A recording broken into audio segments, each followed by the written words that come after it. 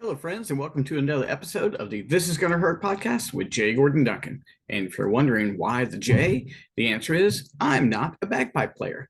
And if that joke doesn't make any sense, I encourage you to check out episode 0, where I explain that joke, as well as the purpose of the This Is Gonna Hurt podcast, where we talk about faith, family, fitness, finances, and sometimes fun. Hello, friends, how are you? Thank you so much for tuning in again. As always, thank you very much for listening every single week. Your comments, your likes, your interactions every single week. It means a ton. It is why I keep going. I know you guys are out there. You're still listening. And last couple episodes have had a nice little bump. So I appreciate it. Don't know who the new folks are or whether they're old folks rediscovering the podcast, but great to have you back.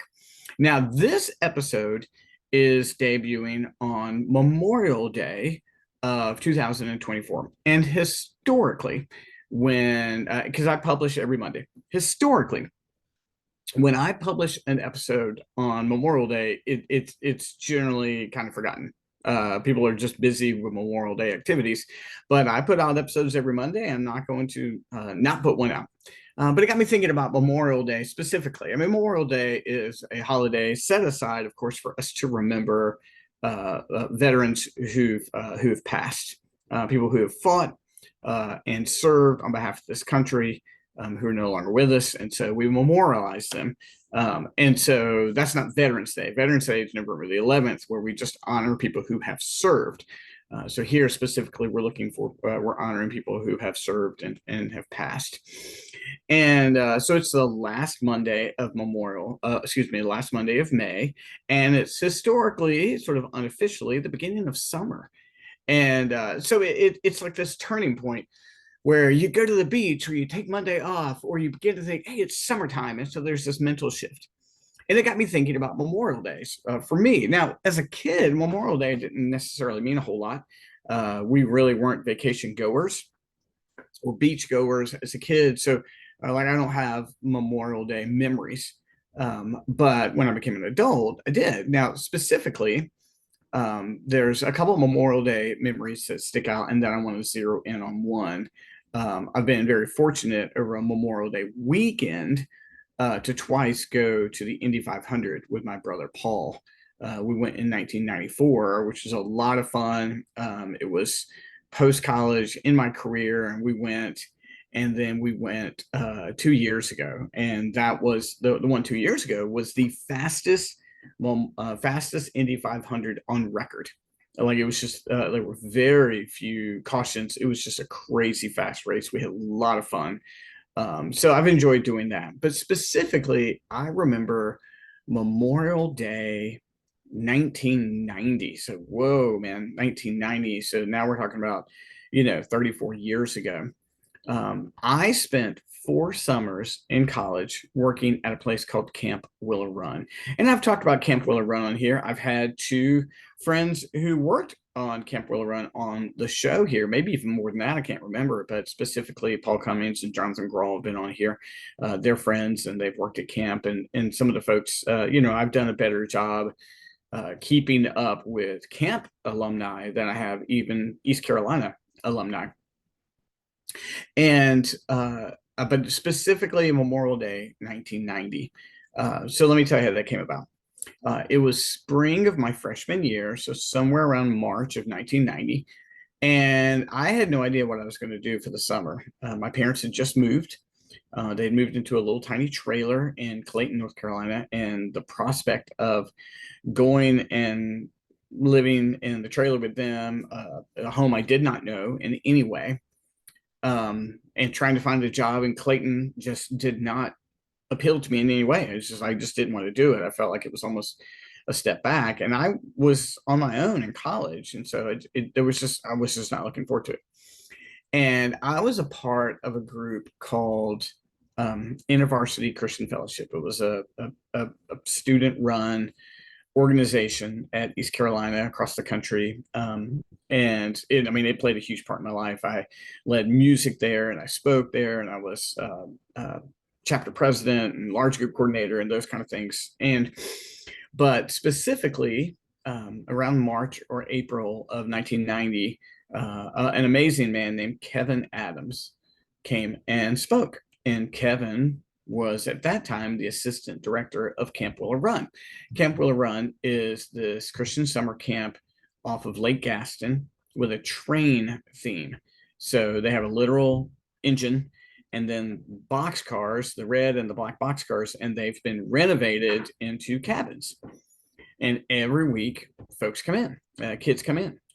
And so Kevin Adams came and was talking to college students, and he was like, "Hey, we employ college students to work at Camp Willow Run. You'll be, playing games with the kids. You'll be playing music and skits and all the things you imagine happen with summer camp." And they're like, "We have an amazing food staff there. We feed you for 6 days out of the week, and you have the evening of Saturday and the beginning of Sunday off. And if there's leftovers, you can have them." So basically, every meal was covered, and they were going to give you $100 a week. Now, he also said, "We're going to work you constantly. You are working 6 days a week, so $100 a day is not huge, but you don't have any expenses." And I was sitting there, I was like, "Well, let me get this straight. I play guitar and I'm athletic and I love, I had just been working with at the Boys Club of America, and I get to go do all that. You can pay me $100 a week. I could save somewhere around $1,000 that summer, which is a lot of money in 1990. You can take care of all my meals. I'm in." And I told my parents, I was like, "Hey, I'm not coming home. I'm just going to go work at Camp Willow Run." And so you get there and you have, and I can't remember, it's either a 1 or 2 week training period. I think it's 2 weeks. And then Memorial Day 1990, which is when, the training is over and then you're getting ready to have kids come in. And that period of time was so significant for me. I stepped forward in leadership. I was a decent guitar player, but next thing you know, every single day, twice a day, I'm playing guitar and leading music for all these kids. I grew in my knowledge and I began teaching and public speaking, and I, just athletically, it was this amazing time where you're doing everything from soccer and ultimate frisbee and high ropes and canoeing and water skiing and a lot of things I'd never done before that I just immediately, just kind of fell into to doing. And again, some of the most significant relationships of my life came from Camp Willow Run. I still am in contact with. I've got two of the folks from camp I text like 2 or 3 times a week.